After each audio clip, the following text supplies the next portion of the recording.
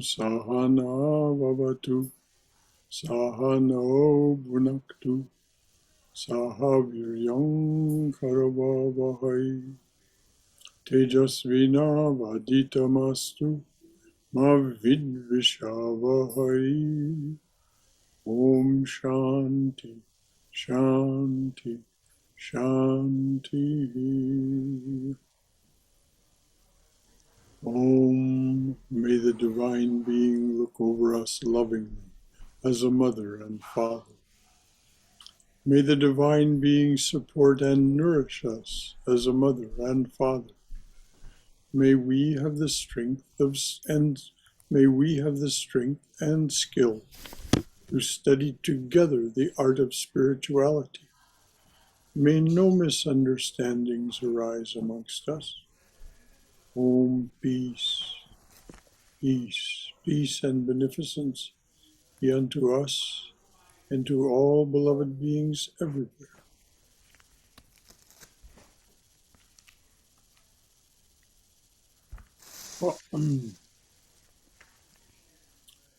I was called on a great deal this afternoon. So two things are true. There was no afternoon nap, so there's weariness, and my voice is overtaxed. So I'm probably going to be quiet most of the time during the reading this evening. It isn't like the Swami needs to be explained all that much. But if there are any comments or questions, of course, that's always welcome. So welcome to our Wednesday evening class on Swami Ranganathananda's book, Divine Grace, which offers us the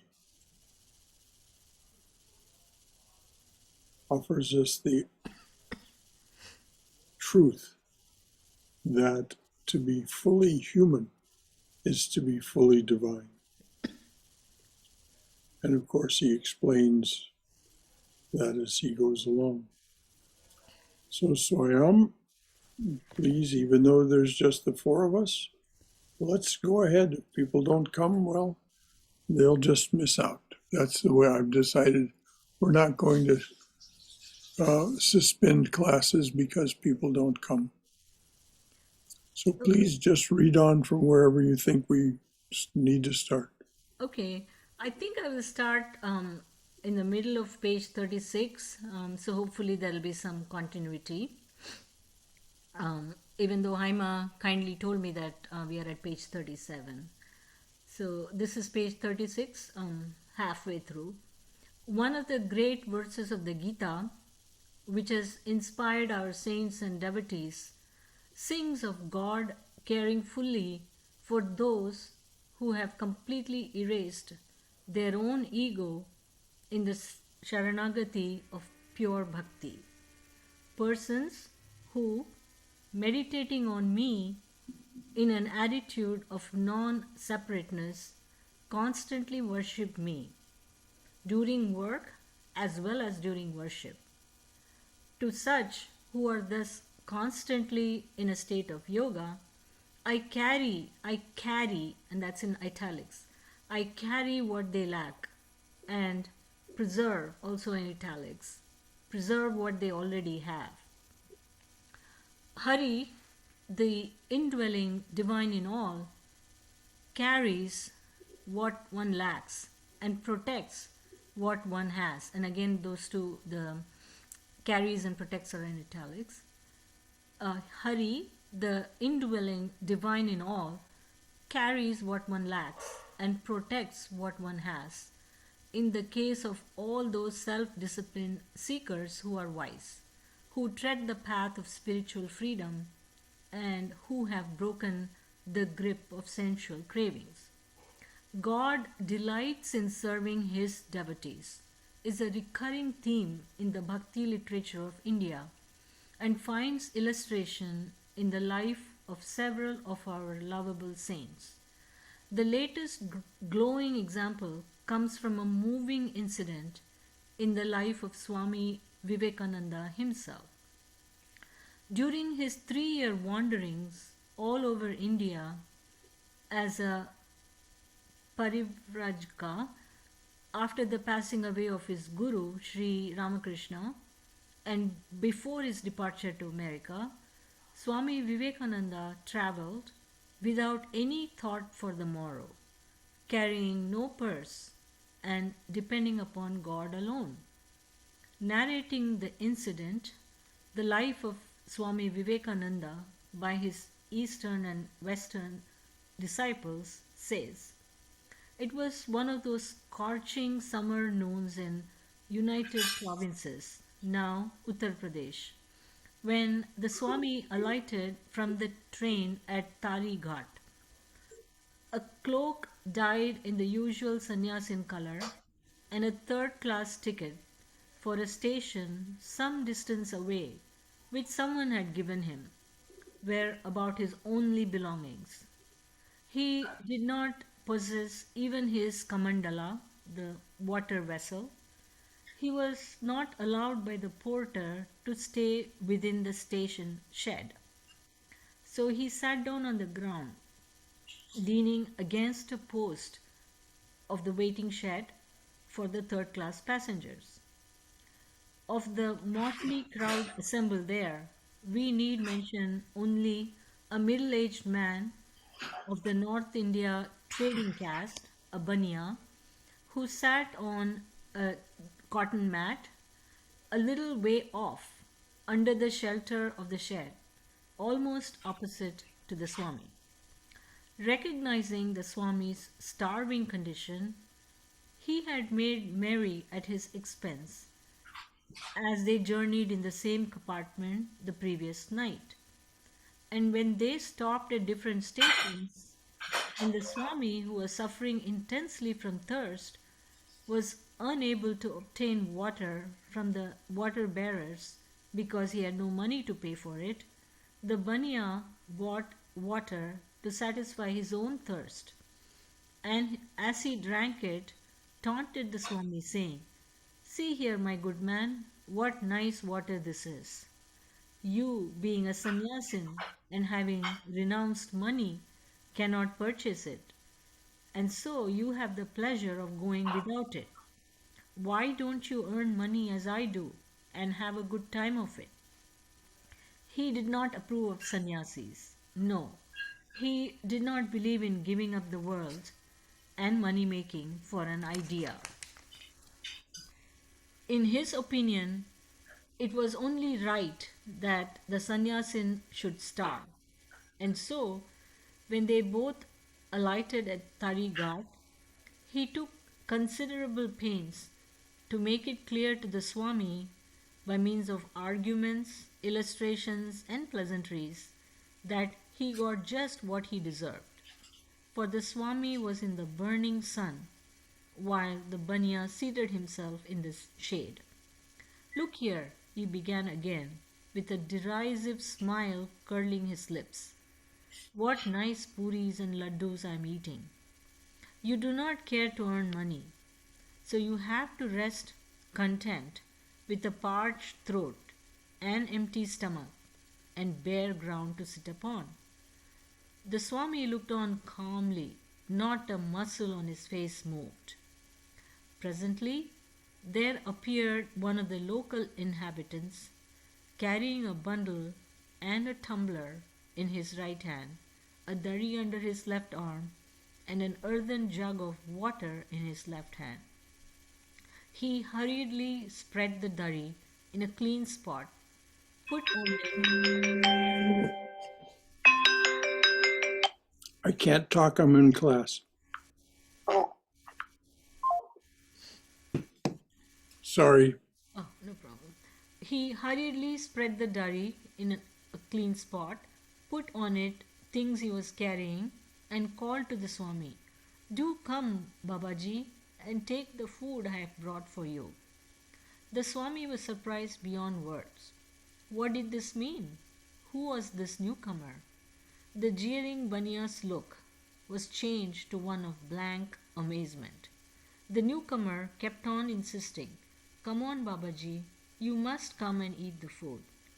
I'm afraid you're making a mistake, my friend, said the Swami. Perhaps you're taking me for somebody else. I do not even remember having ever met you.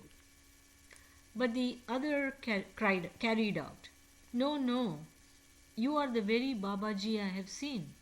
What do you mean? Asked the Swami, his curiosity fully aroused, while his jocose friend stood gaping at the scene. Where have you seen me? The man replied, Why, I am a sweetmeat vendor and was having my usual nap after my noon meal. And I dreamt that Sri Ramji was pointing you out to me and telling me that he was pained to see you without food from the day previous, and that I should get up instantly, prepare some puris and curry, and bring them to you at the railway station with some sweetmeats, nice cold water, and a durry for you to sit upon. I woke up, but thinking it was only a dream. I turned on my side and slept again.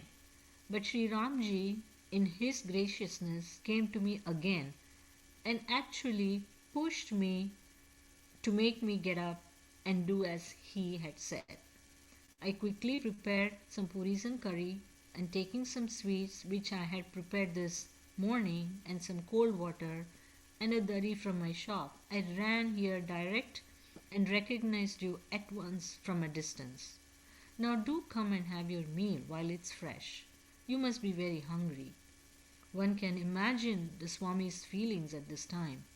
With all his heart, the Swami thanked his simple host, while tears of love flowed from his eyes. But the kind man protested, saying, No, no, Babaji, do not thank me. It is all the will of Sri Ramji. The jeering Baniya was quite taken aback at this incident, and begging the Swami's pardon for the ill words he had used against him, he took the dust off his feet. In his conversations and dialogues, Swami Vivekananda himself referred later to his many experiences of divine grace in his life, as promised in this Gita assurance of Yogakshema Mahamyaham.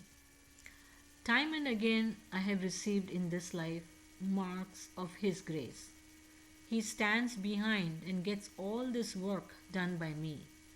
When lying helpless under a tree in an agony of hunger, when I had not even a scrap of cloth for a kaupina loincloth, when I was resolved on travelling penniless round the world, even then help came in all ways by the grace of Sri Ramakrishna.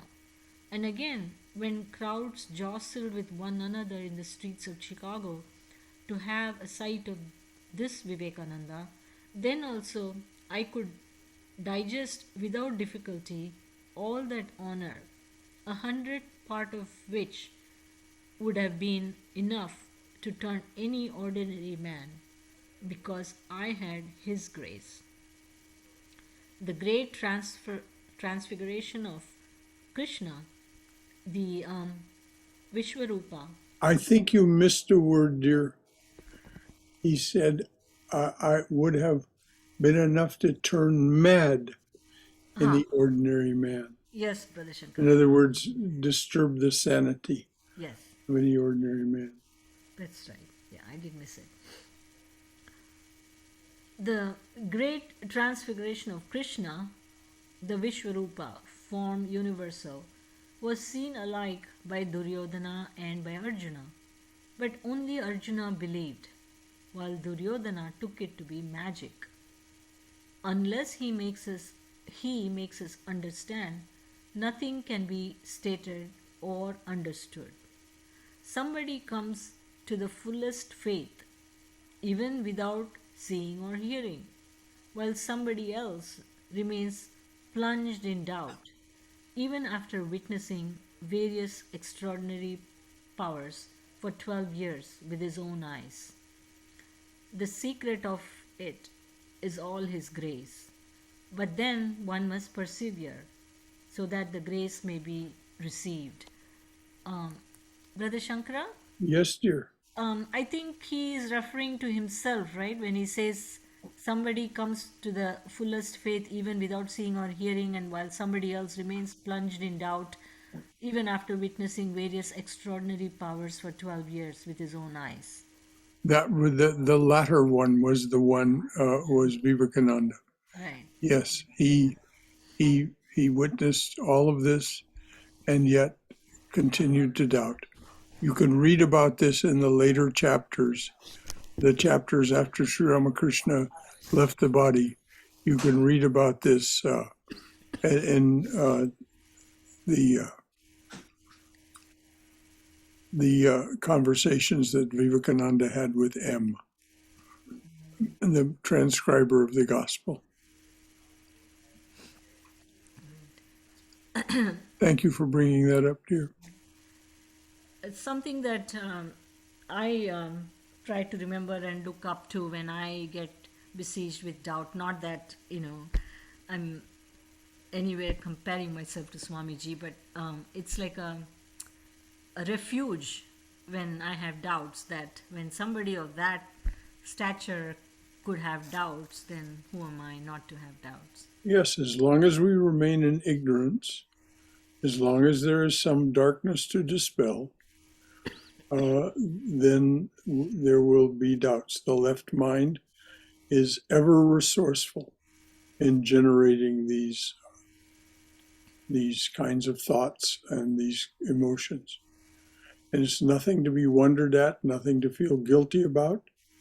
But as you say, we can take refuge in the fact that even a great mind, far greater than we can even imagine, like Vivekananda's, had such doubts. It is something of the mind, and so we find refuge in the thoughts that you mentioned, and then we do our best to take refuge in our own hearts, because our hearts know the truth, and so we go to that, and of course, it's a struggle. It can be a struggle from day to day. All right, please go ahead, dear. Okay. Disciple. Is there, sir, any law of grace? Swamiji. Yes and no. Disciple. How is that? Swamiji. Those who are pure always in body, mind, and speech, who have strong devotion, who discriminate between the real and the unreal, who persevere in meditation and contemplation, upon them alone the grace of the Lord descends. The Lord, however, is beyond all natural laws. It's not under any rules and regulations. Or just as Sri Ramakrishna used to say, he has the child's nature. And that's why we find some failing to get any response even after calling on him for millions of births, while someone else whom we regard as sinful or penitent man or a disbeliever would have illumination in a flash.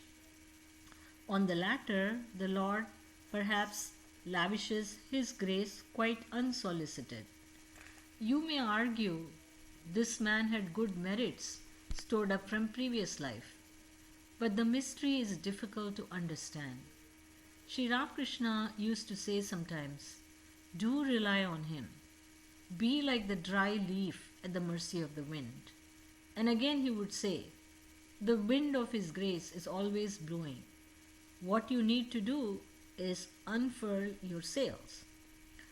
Disciple, but sir, this is a most tremendous statement.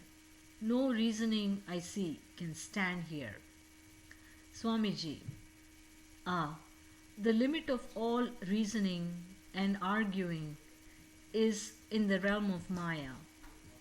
It lies within the categories of time, space, and causation. But he is beyond these categories. he on whom his grace descends is in a moment goes beyond all law. For this reason, there is no condition in grace. Disciple, sir, I can't understand this. Swamiji, and you need not. Only get your mind to cling to him as far as you can, for then only the great magic of this world will break off itself.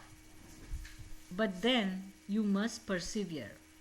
This persevering practice is called Purushakara, self exertion, as distinguished from grace. But by such self exertion, will come true reliance on Him. And that is the goal of human achievement. Okay, let's stop there because that was quite a mouthful, as the disciple remarked. Are there any comments or questions from anyone about what the Swami said or what the disciple said?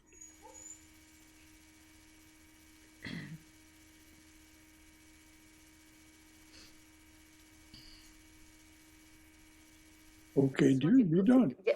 Brother Shankar, I just want to make one comment going back to the previous page about the divine grace that happened to Swamiji. Mhm. I am not a monk or like Swamiji, not anywhere close to his even foot toe. So many times it happened to me like that when I was in my hardest of times of life. Somebody comes out, suddenly appears, helping me in many ways. I always call it as it's divine grace. God is always carrying me. The footprints, I remember the footprints. When I am not able to walk, God carries me. When I'm able to walk, He walks next to me, holding my hand. That's my belief. And it always worked for me. It just never failed. Never failed even once. Never failed. Just wanted to share that. Thank you. Well, I'm so glad you were blessed in this way. Thank you. I'm sure many other people have stories about the blessings, but it is the word that the Swami uses over and over again is perseverance. Yes. We must not yield to our doubts. They must not daunt us. They exist. We experience them. We say, yes, there you are. But you are something of the mind. The mind is ever busy throwing up doubts and objections. So I understand, I care for you, you of the mind, but something else must be the case as far as I'm concerned. I cannot allow myself to be conquered by your concerns and your doubts. And so we persevere, even though sometimes it just seems like an empty gesture that we're making. It seems like we're going through some dry rituals of observance and contemplation and practicing our spiritual disciplines. But the Swamis will tell you, no, do not give up, persevere. These are Swami Prabhavananda's second and third instructions for meditation. Patience with yourself, patience with the process, and perseverance. Brother Shankara? Yes, dear. I wanted to bring up an example from my childhood. For this, the wind of His grace is always blowing. What you need to do is unfurl your sails. Mm-hmm. I remember growing up, we did not have television, so we used to have these little transistor radios. And when the test cricket matches were going on, and we would want to hear the commentary, and they had those dial thingies, and we had to like perfectly dial to get it to a certain line. And then all of a sudden it would pick up the commentary and we would get so happy. And then it would go away. And then we would have to again fiddle with it, move it around, and then get it to the perfect place. But we persevered so much just for getting a cricket commentary. And then when we hit the spot, then yes, we got that pleasure. So, yeah, so I think it's all about the fine tuning of the mind to get, about these mundane things that keep us bound. And Well, the only word I would change in what you said is mind, dear. We the what we're looking for, the signal that we're looking for, comes from our hearts, comes from within us, rather than this externally directed mind. So you're right, we have to tune ourselves to that signal. And that is a very apt metaphor. But the pleasure that you talked about, that does not come from the mind. The mind is ever dissatisfied. The mind is it's ever restless. Why? Because it is constantly being brushed upon and influenced and pushed at by the gunas. It's helpless. It cannot stop it. So the only thing for us to do is have resort to that which is not afflicted by the gunas, which is beyond time, space, and causation, which is that aspect of us that we say is the heart or the mirror of the heart. And this requires constant, as you said, practice and perseverance. Fine tuning. I love that term, fine tuning.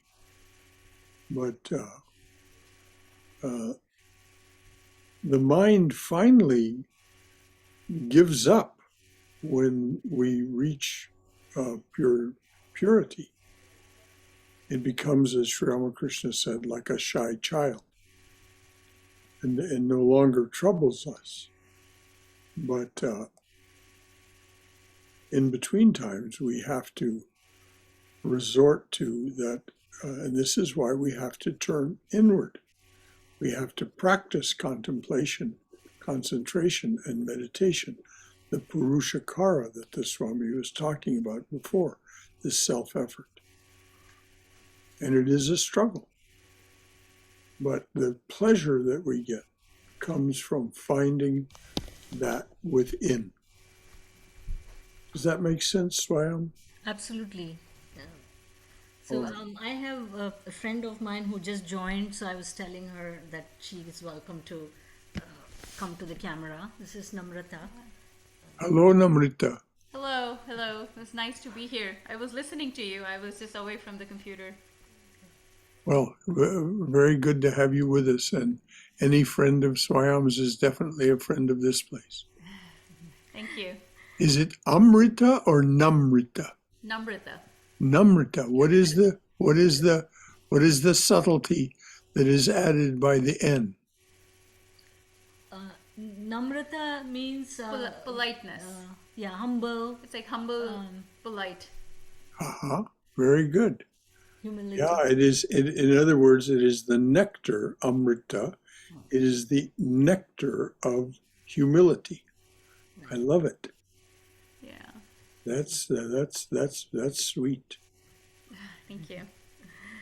So, Well, welcome. Glad you're there with our beloved Swayam. Yeah, yeah. Thank you. okay, I will read on. The ego in man dies hard.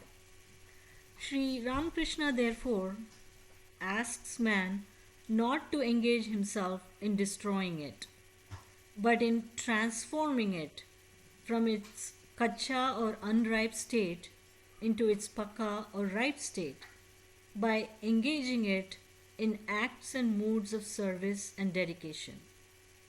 It is only this ripe ego that can appreciate self surrender, and respond to divine grace. In the course of a spiritual conversation, Swami Turiyananda, an eminent disciple of Sri Ramakrishna, brought out the significance of this through a story. There is a story about Shiva and Parvati. One day at Mount Kailash, they were playing at dice when Shiva broke off in the midst of the game and went out. But he returned immediately. And so Parvati asked him the reason for this sudden exit and return. Shiva answered, "Well, a devotee of mine, having fallen among some robbers, at first took refuge in me. But before I reached the spot, I found that he had himself taken up a stone to throw at the robbers. At this, I came away. The Lord's grace doesn't manifest itself unless one absolutely resigns oneself to Him. It is no easy thing to surrender oneself to the Lord, and that wholeheartedly." Hold on, Swami. That story that the Swami told, Turiyananda told, and Ranganatha retailed to us, that story definitely merits our taking it into contemplation and concentration. Shiva was ready in a moment's notice to break off his dice game of creating and destroying the universe, and come to his devotee's rescue. But instead, the devotee stopped calling on Shiva and defended himself. So, which is the auspicious course? And the Swami, of course, tells us. So, Brother Shankara, I'm glad you stopped at this point because there are questions that come to mind with conflicting sort of stories. You know, the other stories about that mad elephant charging, and the Mahout is telling the person to get away, and the one says, "No, Narayana, Narayana," and then the elephant picks him up and throws him, and then they say, "Well, you know, I was thinking of Narayana," but then they say, "Oh, you didn't listen to the Mahout Narayana." I know it's maybe comparing sort of apples and oranges, but can you clarify a little bit about, you know, when there are other stories too where some person is drowning and, you know, they get 3 different times the boat comes and he says, "No, no, no, I'll wait for God, I'll wait for God," and then he drowns. Yes. So, how do we sort of dice this out or tease it out? Well, Swayam, you are presupposing that there is a right answer. There is no right answer. The answer is given to us in each of these stories, but each of these stories is different and illustrates a different kind of situation.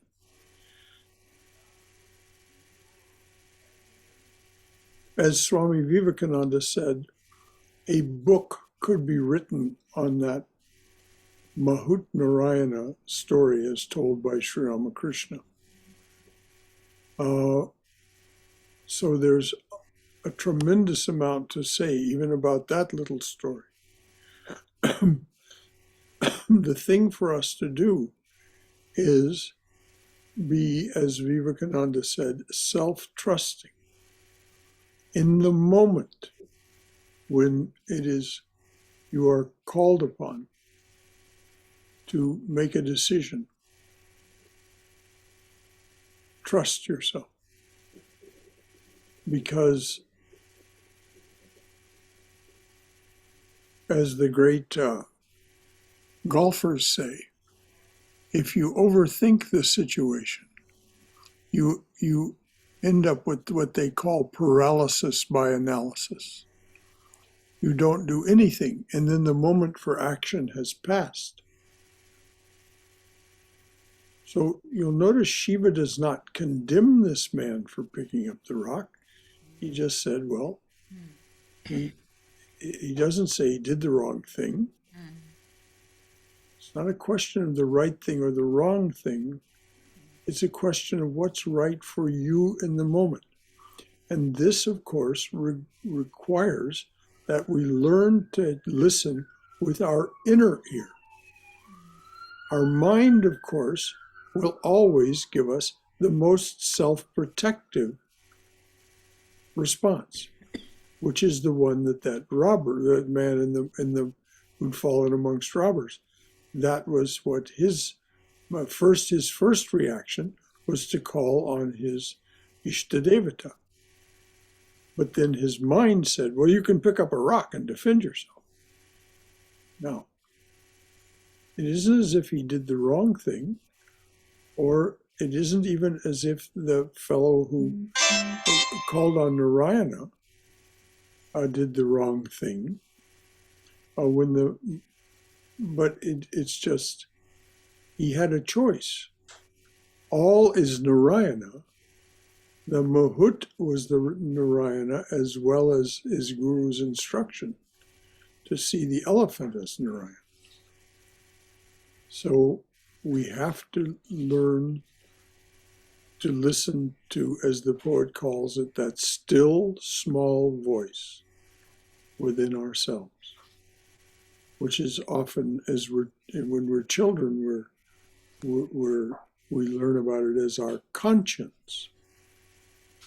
But then, unfortunately, we are taught by example not to listen to our conscience. So though that still small voice is very familiar to us as small children, as we become teenagers, we learn by example, the example of the adults around us. Don't pay any attention to that. And then we get in trouble for it. So there is no one right answer. There is no formula. The answer, if there is an answer, is learning to listen to your deepest inner voice. And Swami Vivekananda did make this remark: if it comes to an argument between the head and the heart, listen to the heart. Actually, your explanation gave me a different angle on the same thing, same story, that the devotee first took refuge in Shiva and then he took the action. So maybe the turning to Shiva touched something in his heart and gave him the instruction to his mind to pick up the stone and throw, maybe. Again, Yeah, Swayam, there is no right answer. right. It's just like when we listen to the poetry. What it calls forth in us is the right answer. And so what you just heard may very well be true, and it may be very well. We don't hear the rest of the story, whether the man was successful in his self-defense. We only hear what does Ranganathananda say? It's an easy thing. It is no easy thing to surrender oneself to the Lord, and that wholeheartedly. So if the man had surrendered himself to Shiva wholeheartedly, Shiva may have seen in that moment, well, the most auspicious thing for this man is that he be robbed and die, be beaten and die. That might have been Shiva's response. So, but we don't know. We don't know where the story went. True. So, what is auspicious for us? Well, this is why Swami Vivekananda made the remark. If it comes to an argument between the head and the heart, go with the heart, because the heart is more likely to know what is auspicious for you. The left mind, the head, is more almost certain to know only what has worked before, and which may not be the appropriate thing in the situation at all. Because that's all that the mind is a storehouse of samskaras, of mental impressions, of memories. The head is the mind is nothing but that. This is described beautifully in Sankhya philosophy. We've allowed the mind to become so dominant. And this is where Patanjali's Yoga Sutras say. Now here's what you must do to undo what you have allowed to have happen. And it's a long road of winding. Thank you.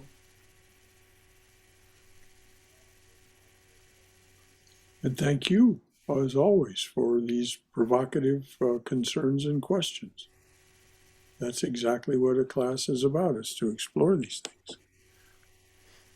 Shall I continue, Brother Shankara? Please do. Okay.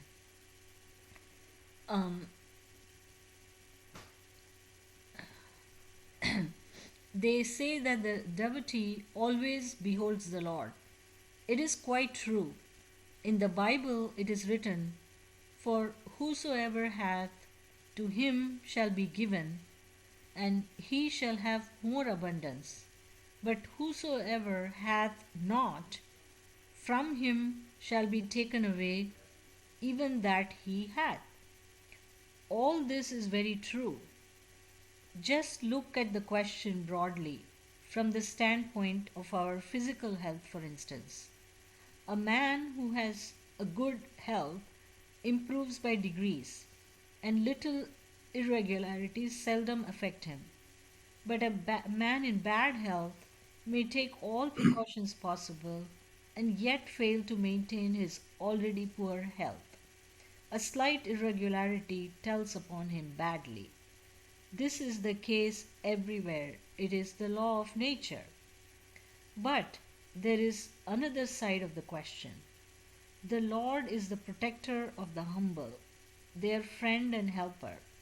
It is, however, very difficult to be humble. Humility cannot come so long as there is any egotism left. There is an ocean of difference between the lowness of position due to worldly circumstances and the humility of a devotee. That meekness of spirit which leads him to consider himself lower than even a blade of grass. Thou art guiding me by the hand, O Lord. There is no mere this is no mere poetry. The subject of divine grace or divine self-revelation versus personal effort is a standing problem in spiritual thought.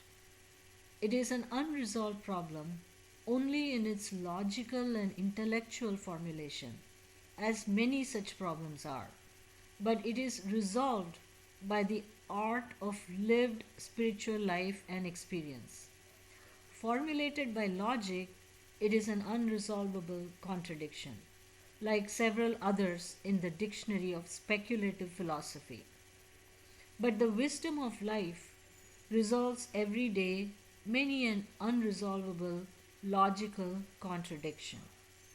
The wisdom of lived spiritual life similarly resolves this apparent contradiction between grace and personal effort.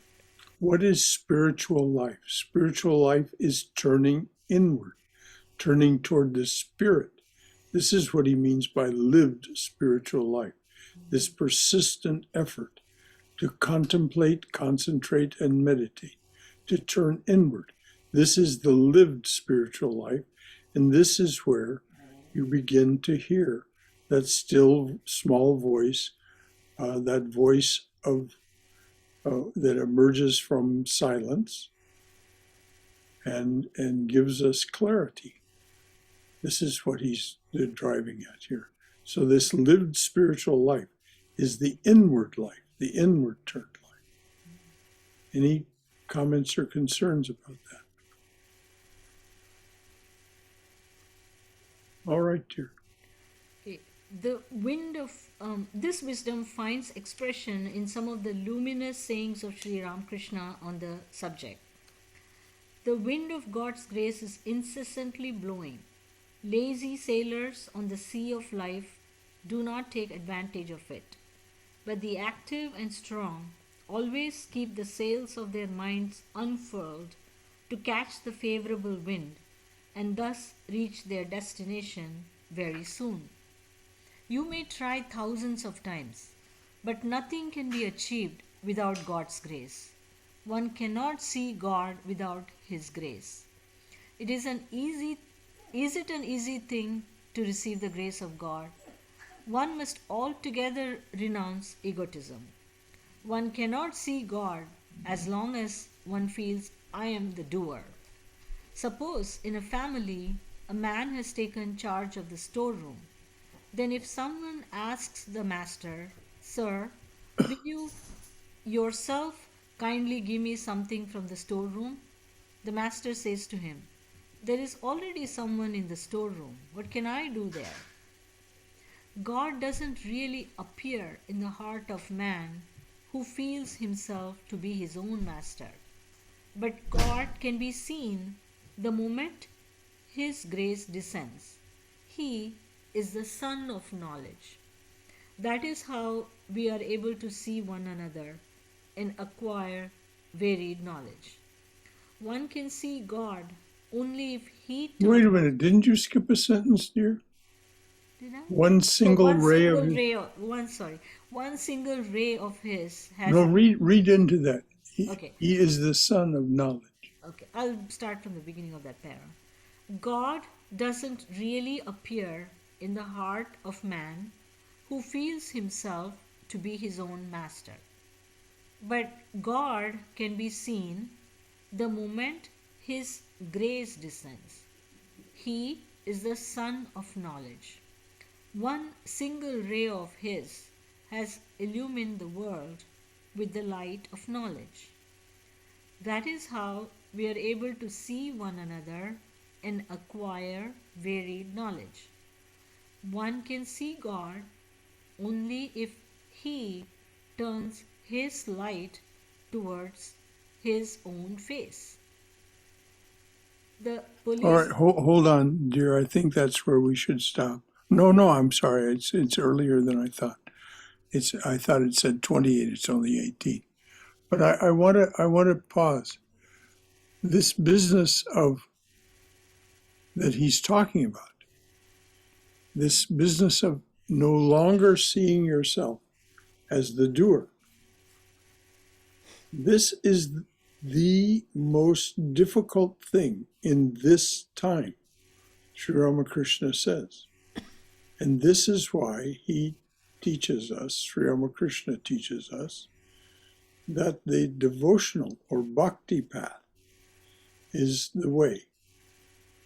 Because it is in the bhakti path that one comes to this idea of self-surrender. That in bhakti, one sees everything, comes to see everything as God's grace, God's glory, God's doing, and you see as you contemplate, concentrate, and meditate on these ideas of the devotional path, you see this is way too complex. I can't be doing any of this. This is God's doing. And this is how we come to this feeling of I am not the doer. I think many of you have heard me tell the story of Swami Prabhavananda, and this story that ends with him shouting after him shouting, "Who spoke?" And the devotee who had been complimenting him on the talk that he gave the previous Sunday morning, the devotee finally choked out, "Mother, Swami." And the Swami then quietly said, "That's right." So it is this idea that we mustn't just slide by this. I want you to go back and read this again, because it is such a critically important part of what we're studying. This business of letting go of the idea that I am the doer. I am the instrument.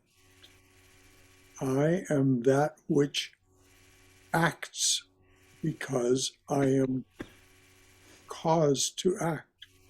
This is Sri Ramakrishna used to say over and over, this is thy machine, addressing the Divine Mother. This is thy machine. Thou art the operator. I do as thou wouldst have me do. I think as you would have me think. I speak as you would have me speak. So go back and read these passages again, please, dear. Okay. You may try thousands of times, but nothing can be achieved without God's grace. One cannot see God without His grace. Is it an easy thing to receive the grace of God? One must altogether renounce egotism.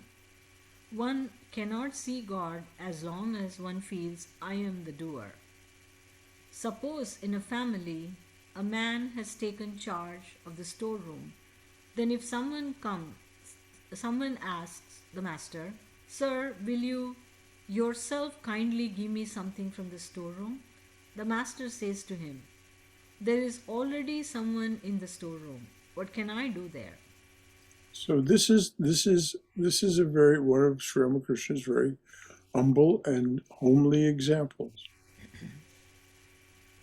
If you've taken charge, God will not push you out of the way. God does never insist. God always invites. So if someone is already in the storeroom, it's the master of the house who could go and order this person out of the storeroom and say, no, you're not in charge here, I'm in charge. God does not behave that way. God will defer, that is to say, not insist on the truth of the matter, even though it's self-evident to someone looking on. Okay, Swami, thank you. God doesn't really appear in the heart of man who feels himself to be his own master. But God can be seen the moment His grace descends. He is the Sun of knowledge. One single ray of His has illumined the world with the light of knowledge. That is how we are able to see one another and acquire varied knowledge. One can see God only if he turns his light towards his own face. The police sergeant goes his rounds in the dark of the night with a lantern in his hand. No one sees his face, but with the help of that light, the sergeant sees everybody's face, and others too can see one another. If you want to see the sergeant, however, you must pray to him, "Sir, please turn the light on your own face. Let me see you." In the same way, one must pray to God, "O Lord, be gracious and turn the light of knowledge on thyself, that I may see thy face." It's a beautiful Yes. thing to like visualize and remember. Yes. And We see one another because God is casting the on them. light of uh, being, which is here called knowledge, casting the light of being. But our eyes follow the light. But it's like Swami Prabhavananda would say, everyone loves the magic, but no one wants to know the magician. So here, in this humble little story, if you want to know the magician has to turn uh, his light on himself rather than directing our attention away from himself. That's the way magic is done, by misdirecting our attention. Any other comments or questions? When we, or when I sit and contemplate, it's not that difficult to understand that I'm not doing anything because the body is not mine. It's all the material. The thoughts are not mine. It's um, the memories and sanskaras or whatever that the senses have accumulated from the outside world. So in what way am I the doer of anything?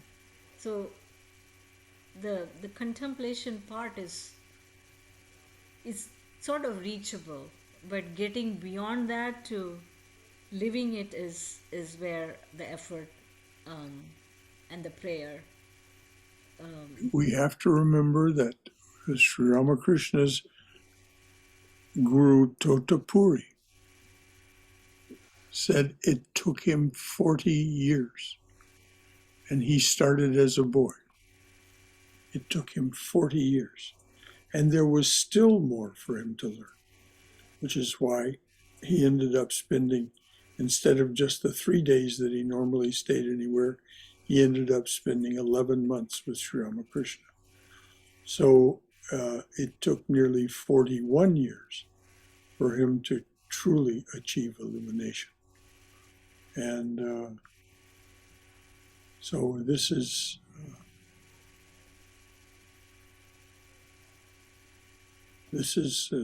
very instructive to us. So I think we'll leave it there, and you can read that, read into this again next time, and then start with these beautiful sayings of Sri Ramakrishna. Read the sayings, and then start again there next week. Okay. Any final thought or comment or question from anyone?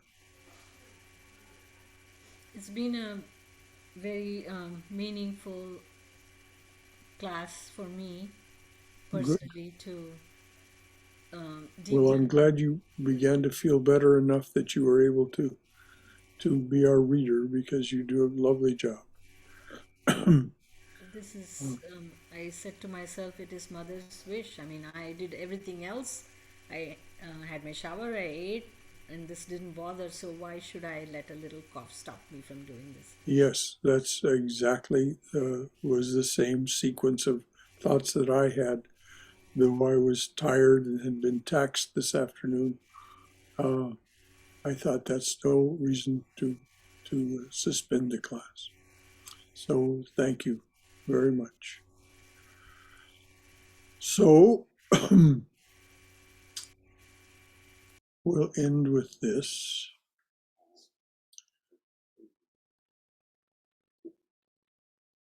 O dearly beloved Lord, O dear Mother, O dear beloved, a flower at your feet for each one who comes to your open door. A flower at your feet for each one who stands by your open door and says, come to me, offering to break this world's chain that binds us down to ignorance, suffering, and death. a flower at your feet for each one who takes the path that you have struck through this your jungle world. Om Amen. Om Amen. Om Amen.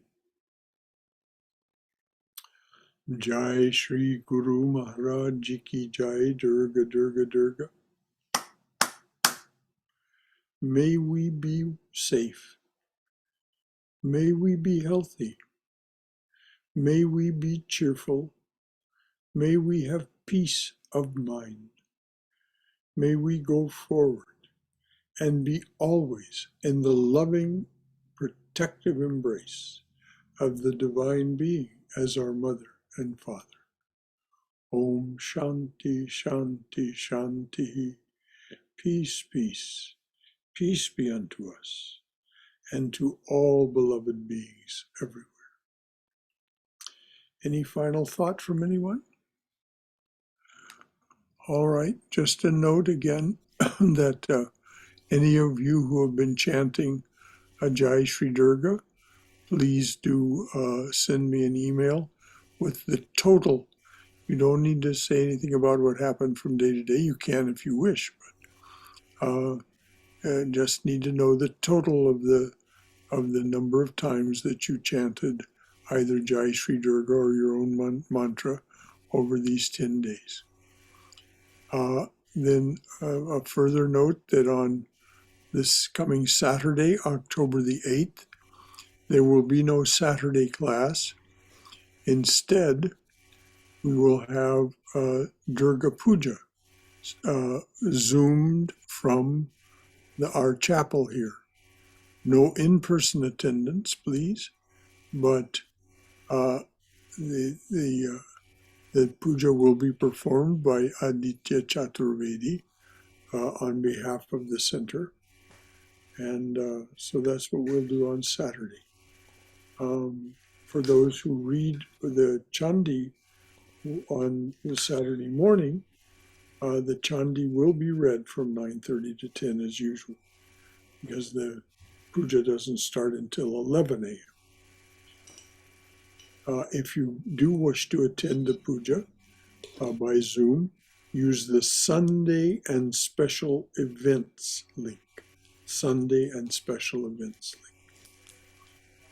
Then on Sunday, given that we have been doing all this worship of the Mother, the talk will be given again, the significance of Mother worship according to Swami Swahananda. And one of the things that will be added to the talk this year is an explanation of what it is that's actually happening when we chant Jai Shri Durga or any other mantra that has the holy names or bijas in it. So that's what's upcoming for the next couple of times that we could meet, Saturday and Sunday. So any final thought from anyone? Well, Mother's grace is, of course, abundant, and she is bountiful, she is blissful, she is beautiful, and she showers her grace, and it's only for us to receive it by opening our hearts, unfurling the sails. So, a great good night to all of you until the next time we meet. Love you all so much. Good night. Thank you. Good night.